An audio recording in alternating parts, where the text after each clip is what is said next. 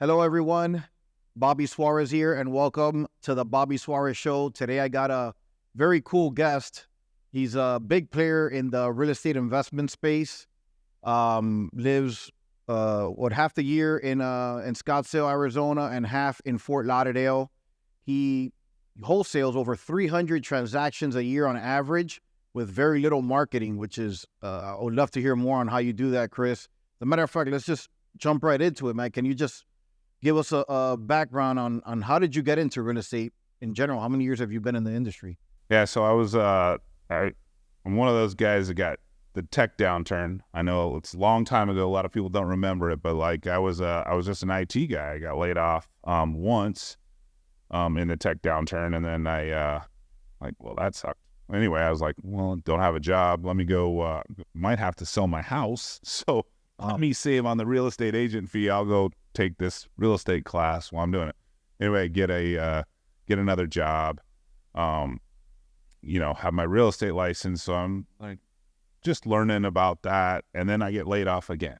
And then I'm just like, so now it's just like, all right, I'm forced into real estate. I ended up getting someone that wanted to buy a house. Okay. So I drove them around for like 4 weekends just to have them call me on the 5th weekend when it was like a holiday and I'm spending time with my family, and they're just like, hey, I know you're busy. I just called off the sign. The realtor let me in. I bought that house. Thanks for the last 4 weekends. And wow, no more commission there. And then I did get a listing from just like a friend, and I like made some money on them. Like, got a listing. Someone saw the house. They sent me the listing paperwork, and I got paid. I'm like, I need to figure out how to just get more listings, right? Oh yeah. And then I'm like, I don't want to be the guy that's going to come into your house and be like, use me because I got this and I got this and I got this. I want just my own listing. Mm-hmm. So I just started looking at foreclosures and buying my own houses. Really? So how did you make that transition into being an investor instead of a retail agent? Did you hire a mentor? Did you just go on? I mean, did YouTube exist back then? I mean, it might have been around. Yeah. I literally just went to the foreclosure sales. I started watching it. I'd go down to the foreclosure sales and I'd be like, all right, where do you get the list? Everybody's like, there's no list. And back then it was in person, right? Yeah. So you had to go down to the courthouse. And did you know how to underwrite transactions, I guess, from being a realtor? Is that where you learned it? Or you were just figuring out as I had zero, like, didn't take a class, didn't take anything. I was just like, all right, this guy just paid this much for this address. And then I'm an agent, so I could go, all right, here's the tax records. This is how big it was. I'd comp it. I'm like, all right, this is about how much he paid. I literally watched from September. I didn't buy my first house until December 21st. Wow. Like every day I was down there just, what can I figure out? Who can I talk to? Who can I take the lunch? Let me I love that you're taking action without having all the facts in place, which I love that. I'm the same way too. Yeah. I only need about 50-60% of the facts, and I'm taking action and I'll figure it out as it goes. Yeah.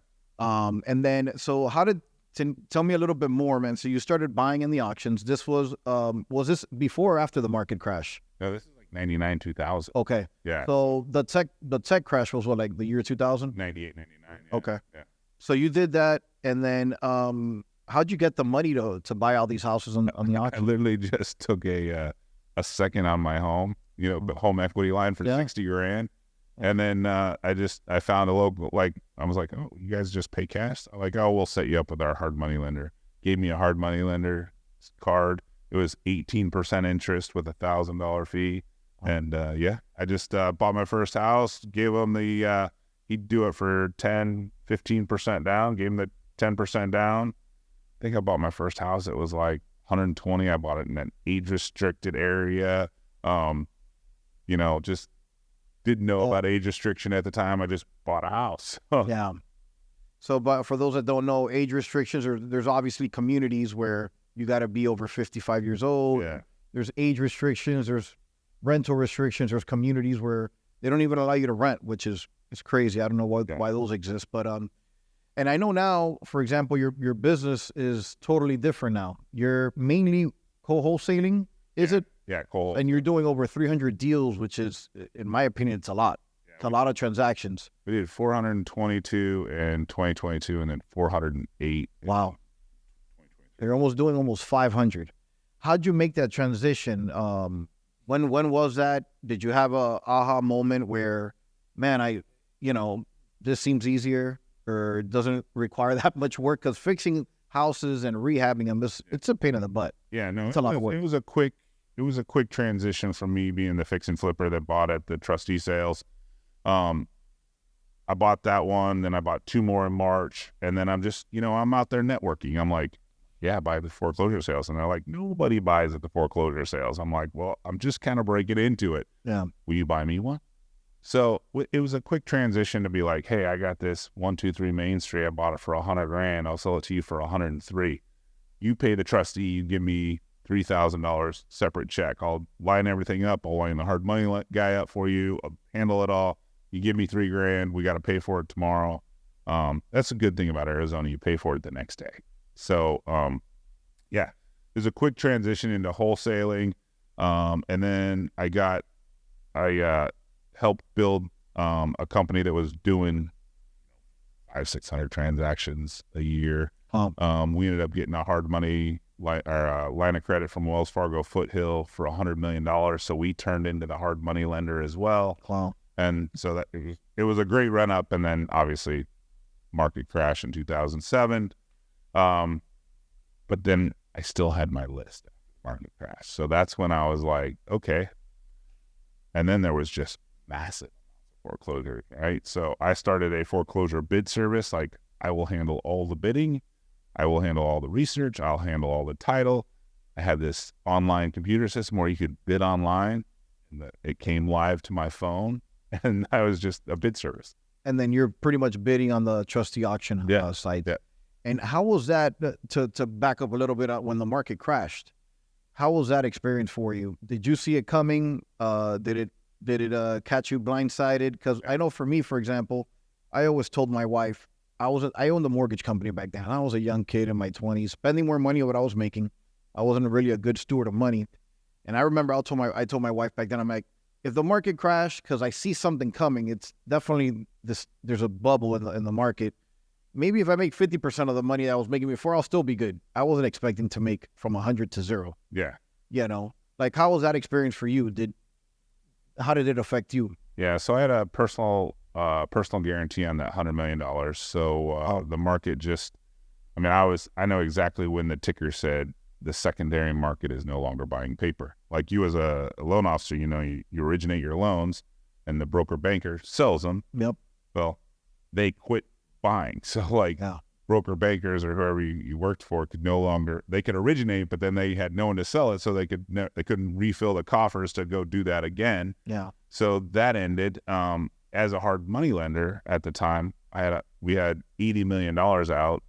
So yeah, I lost $4.8 million. Wow. And on my 08 tax return. So it was a little humbling. And I had the lifestyle that needed $30,000 a month to maintain.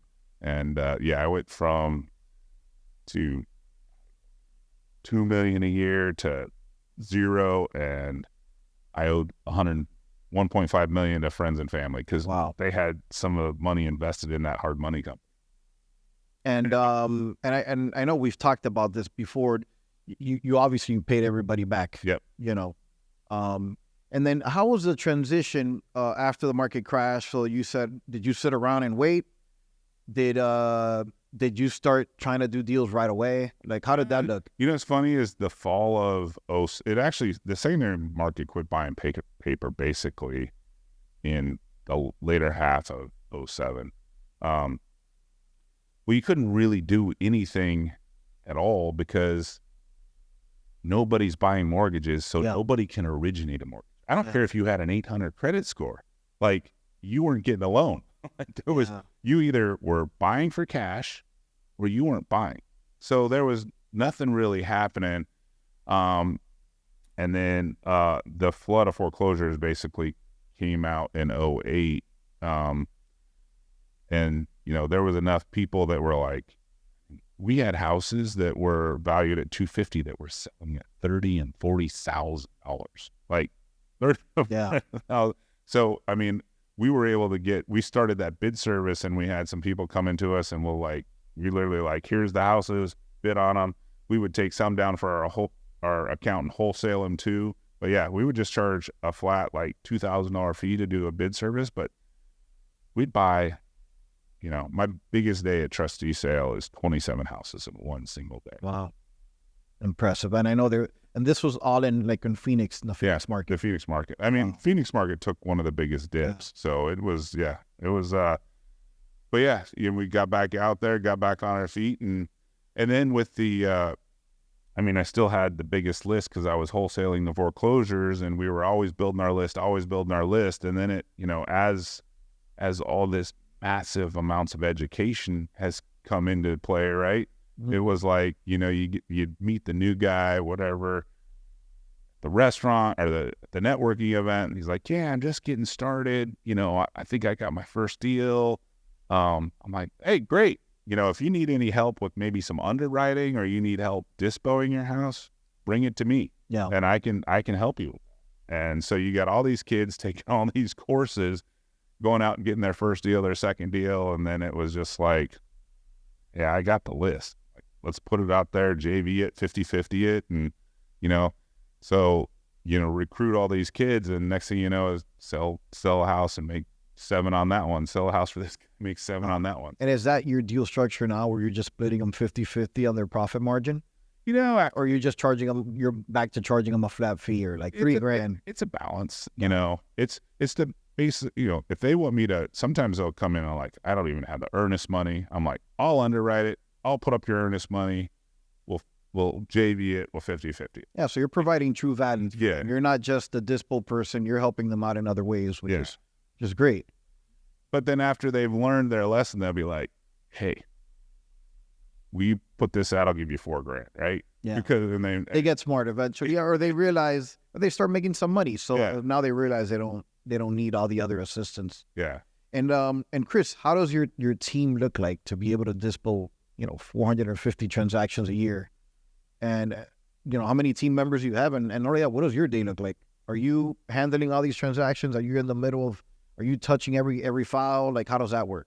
So I used to be an operator for, most of my real estate life. And then, you just have that scarcity mindset. You don't want to train the acquisition guy who's going to, run off and be your competitor. So I was always kind of the operator, acquisition guy, and dispo guy. You were doing it all. Yeah. And then I have my brother and sister-in-law. My sister and my brother-in-law, they're my partners. But, he handles all the operations, and he was handling all the fix and flip. So we would wholesale, and I would handle that. And then if we didn't wholesale it, it would move off to the fix and flip team, which my brother-in-law ran, and then my sister was the agent. And then that was just kind of our structure. And now my son graduated from college, and he's been in the business 3 years, and he's actually, communicates well, kind of just let him run it, and he's probably doing better than I did. I was handling it. Yeah. Yeah. That was actually a surprise for me too, man. When you start bringing in people that are better than you, you're like, man, honestly, I thought nobody could do it better than me, but it's like I said, it's all that mindset where you don't want to give up the control or teach somebody else because you think they're going to run off and do it, on their own. But like you said, it's all a mindset, man. And sometimes you got to have people that are better than you in certain departments. Like I have people that are really good at dispo, really good at acquisitions. It's tough to do it all and be good at it. Yeah. You know what I mean? What's great about my partner, Tim, is he's got the master's degree from Northwestern. So he's got the P&Ls and all. Yeah. I'd be lost, right? Yeah. I got a math brain, but the whole accounting thing is just like it's a lot more detailed and to me it's more boring. So yeah. And so Chris, and I know, so you have the wholesale business, which is huge, and the fact that he does this with very little marketing is very impressive, by the way. So you're making multiple 7 figures, and the majority of it is all profit, net profit. Yeah. So man, that's very impressive. I haven't seen that many people put a business of like a whole wholesaling business like that to that magnitude. So, man, props to you on that, man, because that's very, very impressive. How long did it take you to grow to 450 transactions? Like, did that happen over the last few years, or have you always done those numbers? It was always, I'd say consistently. I was always in that 200 to 300 range, just as a solo operator. I could consistently do a deal a day, or a deal and a half a day, just by myself, for years and years and years. I mean, it was so it was. We ran the bid service, obviously. When we were just doing the bid service, we were just getting at $2,000 of transactions, 27 transactions a day. But I mean, so that post 2008, 2009, 2010, we were just, we were doing some wholesale, like the coal wholesale, but then obviously in like 19, it really kind of switched to like, hey, there's not as many as foreclosures coming through. Yeah. And then, so that's kind of when the coal wholesale model came in. Okay. And I hadn't learned all the stuff that everybody else had learned, the mailer, the PPC, the cold calling, the texting, TV, exactly. Yeah. It's just, so learning I didn't have all those steps because my step was to go to the foreclosure sale. So I had to like relearn all that. So during that transition, relearning all that, it was, hey, let's just cold wholesale. And that was a great thing. And I now have PPC. I usually just do PPC in Arizona, and then I'm in the northern Arizona, Florida, Tampa, Orlando, Jacksonville. So I'm on our PPC campaign, and we do some novations and creative finance stuff too to help convert the deals. And so for people that may want to collaborate with you, how can they find you? As far as like, do you still have that bidding service website? Yeah, I still have it. I was actually talking to my computer guy this weekend. I was like, I was just watching the foreclosures are ticking up, right? Yeah. So that in the news. So I'm just like, yeah, maybe I should put this back together, just because you never know. Yeah, I mean, if I could, all I need is one guy to go down there and bid, and if I could pick off a couple houses a day at $2,000 a house, it's still money, right? And you could actually now, a lot of them have switched to the internet. You could do them now over the internet. You don't have to go to the courthouse steps anymore, so it's a lot easier for you. Yeah, well, the thing is, the internet people might just go to the internet. At least when you got to go to the courthouse, it's worth not having to. I mean, in Arizona, sales are Monday through Friday. And is it still at the courthouse? Yeah, okay, because I know here in Florida, a lot of them switched over to switched online. Yeah. Well, if in Arizona, you still got to go down there, so hey, if you can just sit there and bid from your computer, and the guy is down there bidding for you, like, why go down there? Yeah, for sure, for sure. Chris, how are you seeing the real estate market? Have you seen any slowdown at all over the last few years? Like, how do you see the real estate landscape currently?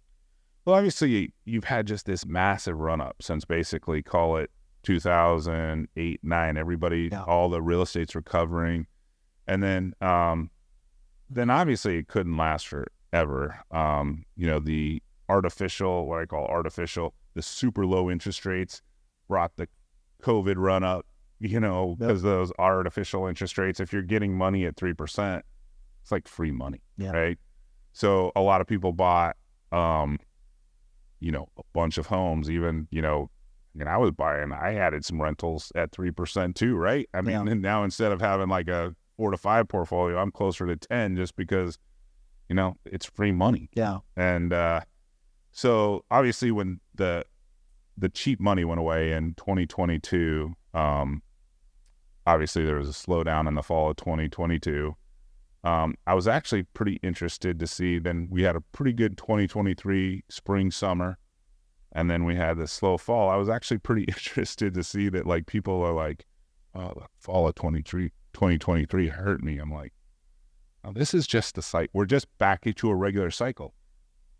Spring market, and actually I learned that Miami's a little different but in Phoenix, it's spring market through summer. Kids go back to school, stuff slows down, and then, holidays, and then, but doing a little research, I've seen that Florida is more of a winter market and into the early summer, and then stops. But I guess probably all the winter, the people from the north coming down, or so. Yeah, we've been getting a lot of people coming over here and buying up our real estate, because for them it's cheap, man. If you're coming from New York, you're paying 3 times what a property over here costs. So for them, it's a deal. Yeah. I'm curious to find out when COVID hit, do you feel the Phoenix market took a bigger hit or the Florida market? I don't think so. I think both Phoenix and Florida were unique in the fact that they slowed when COVID started, just like everything slowed. But these were 2 states that are like, they got through the COVID stuff quickly and being like, the golf courses were open the entire time. So people were coming to Arizona and playing golf nonstop. And then we were quick to get rid of the mask mandate, same as Florida. Yep. So I feel like, you had just this flood of people to Arizona from California, Washington, Oregon, Chicago. And then same as Florida, you guys got a flood of people coming from, I think Florida got the most people that moved to the state, during COVID or post-COVID. Obviously, DeSantis is a governor that was like, try to get, basically same thing Arizona did is like, and then, so you had an influx of people because I feel like, good weather, freedom. Yep. So. Yeah, man. So, we definitely, we set the stage for COVID in Florida, man. It was wide open over here, man. Yeah. A lot of people would travel to Miami when nobody was traveling. Yeah, exactly. But yeah, that's interesting, man. And so, Chris, I want to jump into a little bit of your lifestyle because I love that you're a lifestyle entrepreneur, which is kind of the way I consider myself. You love boating. Yep. Can you tell us a little bit about your boats? What do you have? What's your favorite island to visit in the Caribbean? So just like being responsible with money is obviously a big thing. So I got into this group. It's called the Moorings, where you can actually buy a catamaran. They rent it back from you, so you don't have to pay for dockage. You don't have to pay for insurance. You actually get rent for. Boating. It's like boating. It's like timeshare boating. But where in boating you get actually money instead of just sticking money out all the time. So I got on the Moorings fleet, I don't know, at an early age, like in my early 30s. And I've been, obviously the Caribbean's great because it's blue water. The Bahamas are awesome. But I've been able to go to Bora Bora, all the way from the top islands of the Bahamas all the way to Barbados. I've also been to Belize, the Mediterranean. I've been to Spain, Croatia, Greece. And this is you on your own boat? Well, so my own boat, I buy it and I put it in the fleet, and then I'm allowed to exchange my boat for other boats of similar sizes. Basically, whatever my boat rents for, I get credit for that. And then I rent this boat over here. And if there's a price difference, obviously, if there's a price difference to me, like my boat rents for more, I don't get any money. Got it. But if my boat rents for X and that's $3,000 additional, I just pay the $3,000 additional, and I can go anywhere in the world. I'm actually going to Sardinia, my first trip to Italy, September 7th for 7 days. I'm gonna boat around the islands right there in Sardinia. First time in Italy? First time in Italy. Italy is beautiful. I went last year on a family trip, man, and Amalfi Coast. Yeah. Beautiful, man. Yeah, so I'm going to do Rome for 2 days, and then I'm going to go to the ocean. And Rome is awesome, too. Yeah. A lot of great restaurants. So if you ever need any recommendations, I'll I got you. Chris, so what advice can you give a young entrepreneur that maybe wants to get into our industry, the real estate wholesaling or investing industry? Any suggestions, tips? I'm actually a little bit of a coach. I'm not these coaches that do these mass education things, but as being a coach, helping people through, the one thing that I can say is consistency, honestly, taking action and consistency, because you have all the information. I can give this guy the same information as this guy, and this guy maybe does a deal or two and doesn't go anywhere, and this guy is now running a legit business. I have one student named Michael that did over $1 million last year. Wow. And I'm just like, these two guys got the same information. Yeah. He just took more action and did it more consistently, and that's it. Yeah. And it's funny, you mentioned that also before when you started buying in the courthouse. Yeah. That's the difference between you and other people that are not successful. You got to take action, man, and figure it out as you go. Yeah. A lot of people get paralyzed by, I need all the facts. I need all the data. You know, sometimes, man, just have enough and go with your gut and run with it. Yeah. And fix things throughout the way, get better at it, get more efficient, things like that. So, Chris, how do you see the real estate market moving forward? Do you think there's a crash coming, a correction? No, I think we're good just because, as we know, inventory's low, right? Even inventory in Phoenix, it's creeped up, but it's still, 32,000 units on the market is a flat market. Got it. We're at like 17, like this. So the inventory is still very low. Yeah, still very low. So yeah, it's not going to change. I think, what's interesting is you had so many people in this business. Very few of us have seen the market crash, right? And understand what a complete, absolute reset is. Oh yeah. 2022 and 2023 probably hurt some people, but then the spring market recovers, right? Same as last year. This spring market isn't as strong as last year, or 2023 spring market, but it's still moving along pretty well. And, this is just back to business as usual. Seasonality, understanding like your buyers are coming in for like an 8-month swings. If you think that buyers are going to come in and buy your product during an election year in a fall after the kids go back to school, it's going to be slow. We should just go do some boating and go over the Bahamas and hang out at the house because it's going to be slow. But I know election years are always slow. It's just, that September, October, all the way to, I think the election date's like 11/4. Yeah. And then you roll into the holidays. The holidays, and there's not a whole lot left. But I just think it's still low inventory, but you're just back to actually having to do the work. Like, do the real work, right? Yep. You have to, market right. Mm-hmm. You have to close your deals.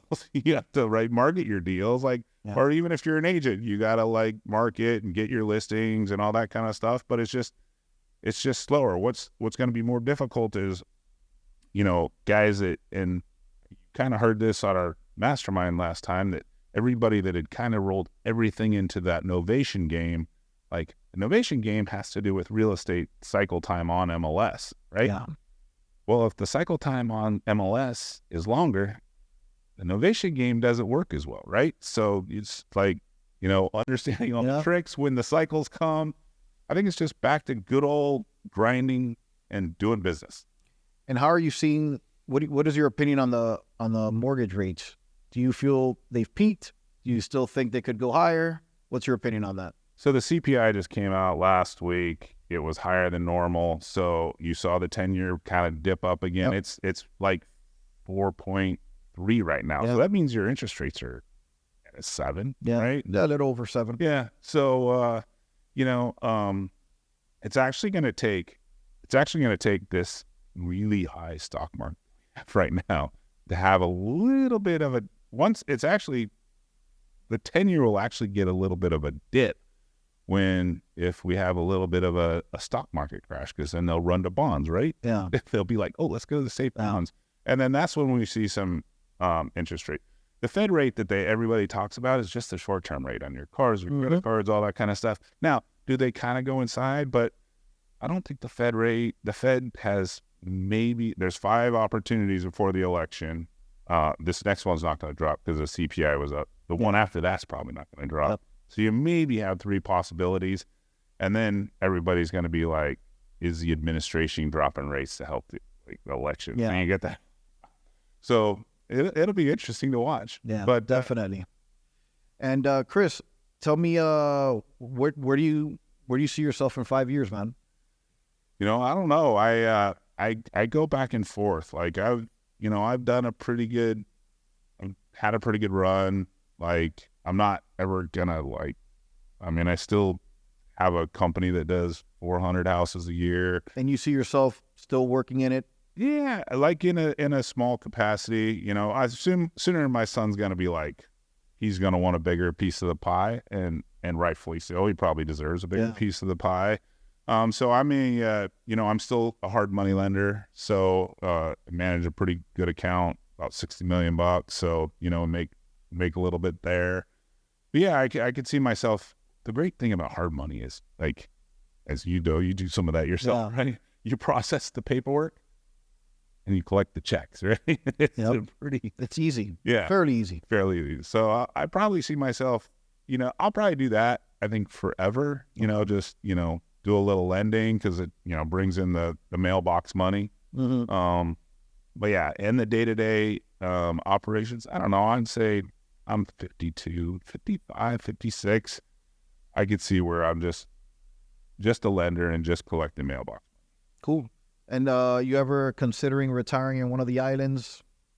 You know, I have a house over there. I've invited you to it. We should make a trip. Would love it. But yeah, I think, you know, it's just like anything. You know, like I don't think I could spend full time there. You know, I can see myself doing like a week a month.